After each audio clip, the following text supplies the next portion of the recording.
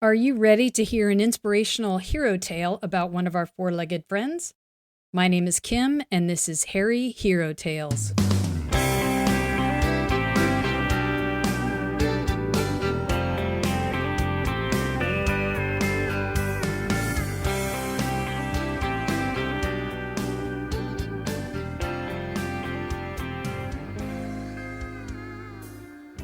Welcome to episode 2 of Harry Hero Tales, Animals to the Rescue. I'm your host, Kim Hagel. In this episode, we will be discussing the amazing skills and bravery of a hero named Trakr. Unlike our first hero, this story takes place in the not-too-distant past. Trakr was born in 1994 in the Czech Republic. A German Shepherd, Trakr joined the Halifax Regional Police in Halifax, Nova Scotia, Canada, in 1995 at the very young age of 14 months. Trakr was purchased as a search and rescue dog and was assigned to his trainer, who eventually became his owner, Canadian police officer James Symington. According to the Halifax Regional Police website, selected dogs joining their canine unit must pass several tests and a medical exam before officially beginning training within the unit. This includes a behavioral exam. The dogs are then assigned to a handler and together will go through extensive training, which leads them to helping locate lost people or perhaps track down suspects. They are also trained to seek out discarded evidence during a crime, assist in the apprehension of suspects, as well as helping in detecting illegal drugs or explosives. Our hero Trakr went through this training as well. During his 6 years at the Halifax Regional Police, Trakr is credited with finding more than $1 million in contraband. He assisted in locating several missing people and helped in the arrest of more than 100 suspects. Officially, Trakr retired in May of 2001. Now, if you're like me, someone of a certain age, just hearing the year 2001 can bring you back to the shock that Americans and many friends around the world can still remember. And to share the next part of this story, I need to share some of the tragic details of that year, that day, and many days that followed. I'm going to keep it to the facts and timeline of events only, but I just want to put this out there. If there are any listeners that are too young or this may be an upsetting timeline of events, I just want to caution you that there are going to be some details in this story that are horrific. So just a warning to anyone that may find it too emotional. And to the victims, their families, and the many first responders who were injured or lost their lives that day, we will never forget. So as I begin to tell this part, like many listening, I can see myself, exactly where I am and what I am doing on Tuesday morning, September 11th, 2001. After a coworker said something about a plane hitting one of the Twin Towers at the World Trade Center in New York City, I clicked on a news website to see what was going on. What I didn't know, as I refreshed the browser for an update and explanation, was that already, hours before, a plan had been in motion to attack the United States, and it was still underway. That day's timeline begins in the early morning in Boston, Massachusetts. Passengers are boarding American Airlines Flight 11 that will depart Boston for Los Angeles. Like many days before, without concern or alarm, Flight 11 takes off at 7:59 a.m. with 76 passengers, 11 crew members, and unknown at the time, 5 hijackers are on board. In Newark, United Airlines Flight 93, headed to San Francisco, pushes back from the gate 1 minute late at 8:01 with 33 passengers, 7 crew, and 4 hijackers. But this plane is delayed from takeoff due to congested air traffic and is asked to hold on the tarmac until cleared. Around the same time, United Airlines Flight 175, also traveling from Boston to Los Angeles, at 8:15 a.m. with 51 passengers, 9 crew, and 5 hijackers on board, Flight 175 takes off. The first signs of anything being amiss comes in at 8:19 a.m. Flight attendant Betty Ong on American Airlines Flight 11 makes a call from an airphone to ground personnel communicating that a hijacking is underway, that several crew and passengers have been stabbed, and that the cockpit is unreachable. Just 1 minute later, at 8:20 a.m., American Airlines Flight 77 takes off from Dulles International Airport outside of Washington, D.C., headed for L.A. with 53 passengers, 6 crew, and 5 hijackers. At 8:24 a.m., thinking he was speaking to the passengers on the American Airlines Flight 11 airplane, a hijacker in the cockpit communicated to air traffic control the following: "We have some planes. Nobody move, please. We are going back to the airport. Don't try to make any stupid moves."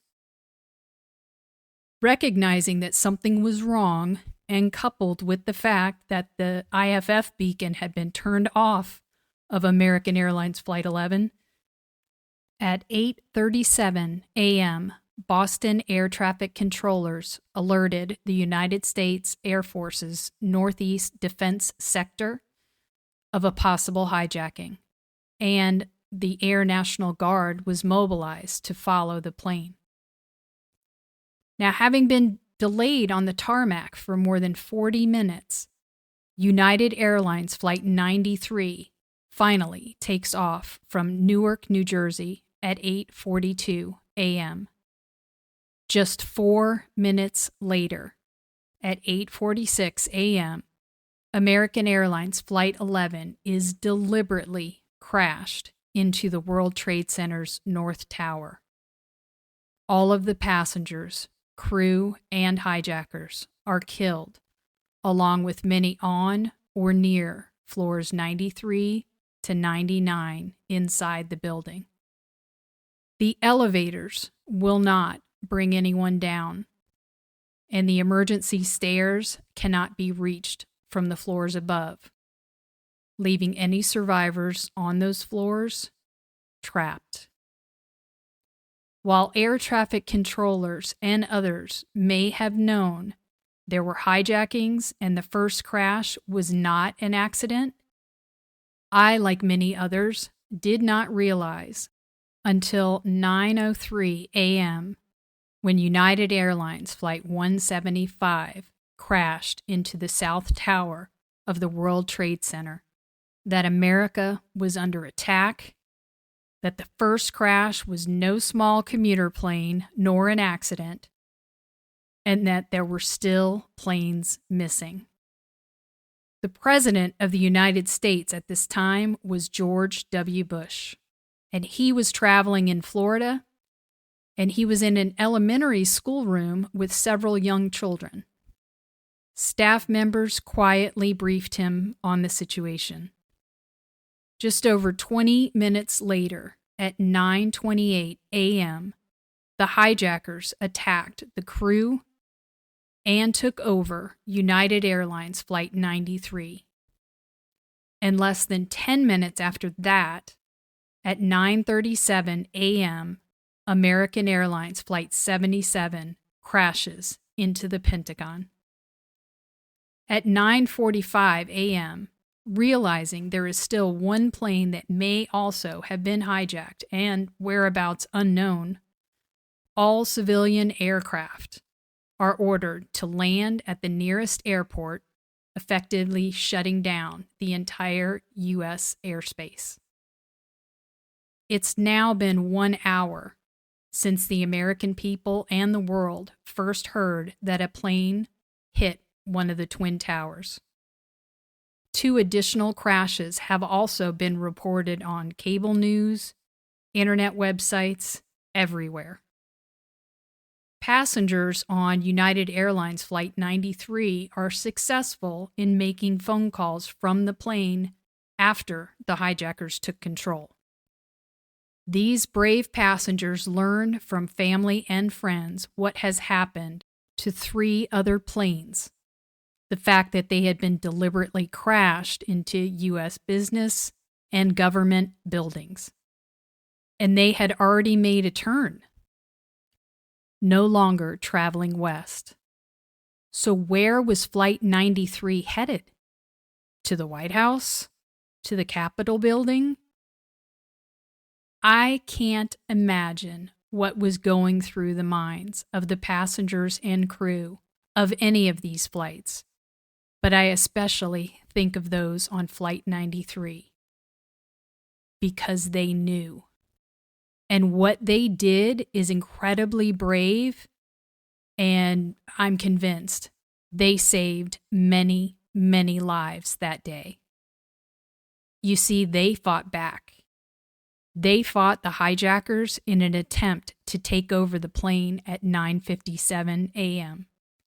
And we know this because passengers had communicated in phone calls to their loved ones that they were taking a vote to decide if they would attempt it, and one passenger could be heard on one of the phone calls saying, "Are you ready?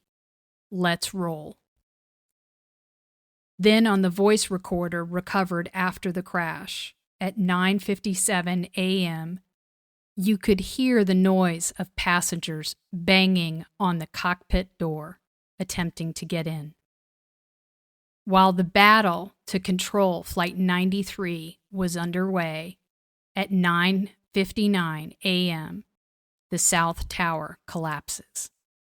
The shock and horror of this was watched on live TV.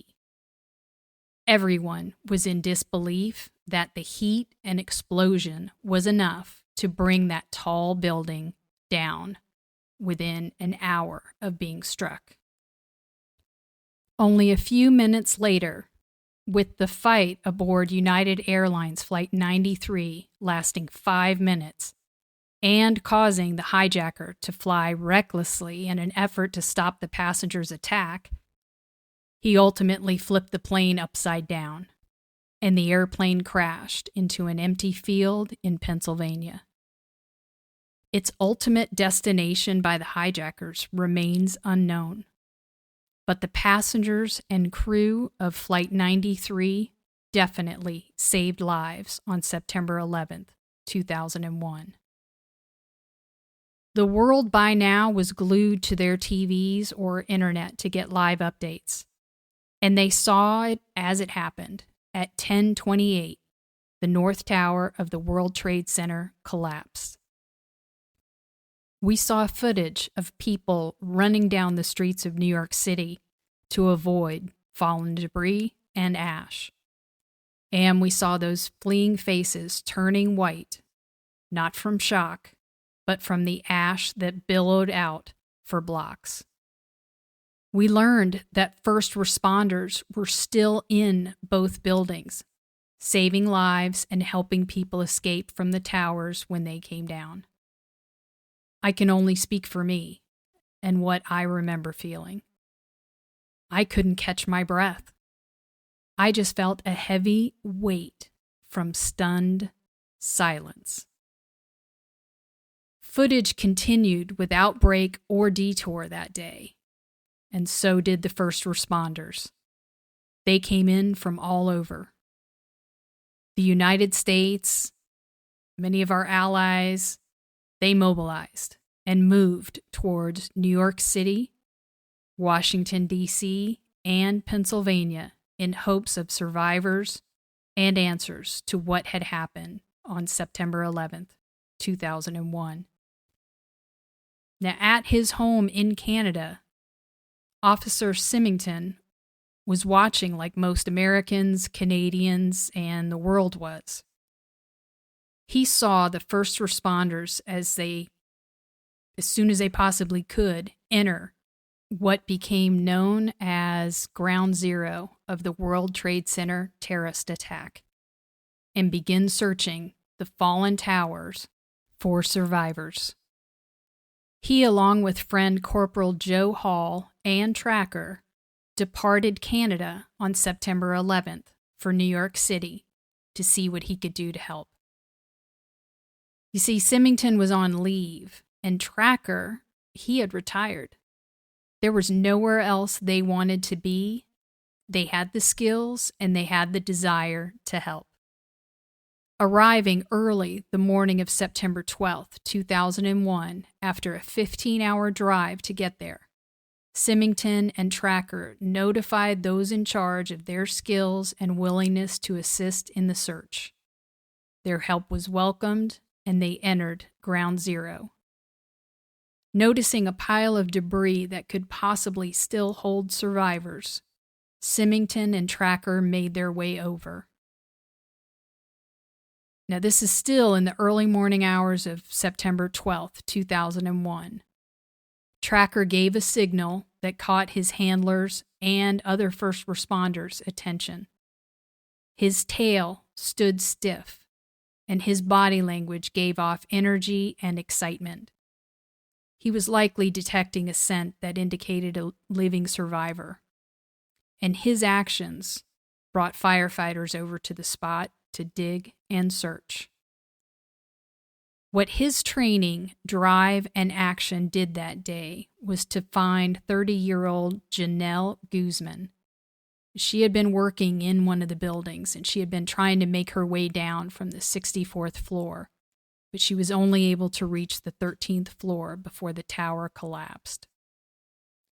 Guzman, trapped beneath at least 30 feet of rubble and debris for about 26 hours to that point, she was still alive, and she had survived. Guzman became known as the last survivor to be found in the fallen Twin Towers. Finding her, alerting to her whereabouts, was attributed to our hero Trakr and his handler, Symington. Now, those two didn't stop after finding Guzman. They continued searching for another 2 days until Trakr reached a point of exhaustion and pain from chemical burns and smoke inhalation. After being treated and resting for a day, Trakr was released. But given his condition at that point, Symington returned with Trakr and his friend Hall to Canada. An interesting response to their activities was waiting for them in Canada.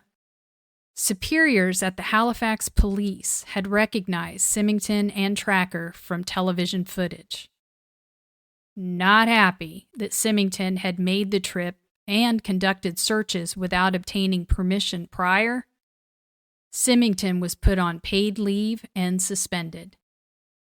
I was able to find reports that later he had been offered the opportunity to return to work, but Symington declined. Trakr recovered and was featured in many articles and on many television programs about the 9/11 attacks, including on CNN, CBS, USA Today, the LA Times, and many, many more. Trakr was also named one of the most heroic animals in history by Time magazine. Later, however, Trakr began to have difficulty, and he was diagnosed with a degenerative neurological disease. Many, in articles I read and discussions that I listened to, many attribute his illness to exposure to the smoke, debris, and chemicals from ground zero searches that he did. We've heard a lot of stories about what has happened or illnesses that people have had. So he was exposed to who knows what when he was doing those searches. He eventually lost the use of his hind legs and had to use a wheelchair to pull himself around using his front legs. Now later, Symington wrote a winning essay for BioArts International's contest to find the world's most, quote, clone-worthy dog, end quote. The value at that time for private clients to use the services of BioArts cloning was between $130,000 to $144,000 per dog. Symington ultimately received a total of 5 clone puppies from Trakr's DNA. Their names are Trust, Solace, Valor, Prodigy, and Deja Vu. Trakr died in April 2009, having lived to be 15 years old, which to me, for a German Shepherd, and given the dangerous work he did in his younger years, is a pretty long and certainly memorable life. As of January 2011, Symington was training the puppies for search and rescue to follow in their DNA donors' paw prints. Now, I just want to point out that this story is about Trakr and the amazing work that he did and the rescue that he contributed to on September 12th, 2001. But I want to point out that there were a lot of firemen, other first responders, other trainers and their dogs that worked for days and some weeks to help find the victims of the September 11th attacks. So while we celebrate Trakr on this episode today, I do want to acknowledge the unnamed heroes that served then and continue to serve every day. While that only touches the surface of this amazing hairy hero, we have to leave it there for this episode. If you know of a great hairy hero tale and would like to hear it on this podcast, email us at hairyherotales@gmail.com. For more information on this program, visit our website, www.hairyherotales.com. And be sure to follow us on Facebook, Instagram, and wherever you get your podcasts. This is a Southpaw Productions podcast, edited, produced, and hosted by me, Kim Hagel. Opening and closing music provided by Mary Selvage. Be sure to follow her on Instagram at Selvage613 for her live show schedule, and check out her complete catalog of music available on Spotify, Apple Music, and more. And remember, there are hairy, four-legged heroes all around us. Who knows, you might even adopt one. I've adopted many little heroes from some amazing animal rescue organizations. I've featured 2 on my website, the All-American Dachshund Rescue and the French Bulldog Rescue Network. If you are looking to rescue your next hero or would like to help with transport or financial support, I highly recommend both of these organizations. Neither are affiliated with this program in any way, but both have my sincere gratitude and support. Thank you to all the heroes of the world, and a special shout out for hairy heroes everywhere.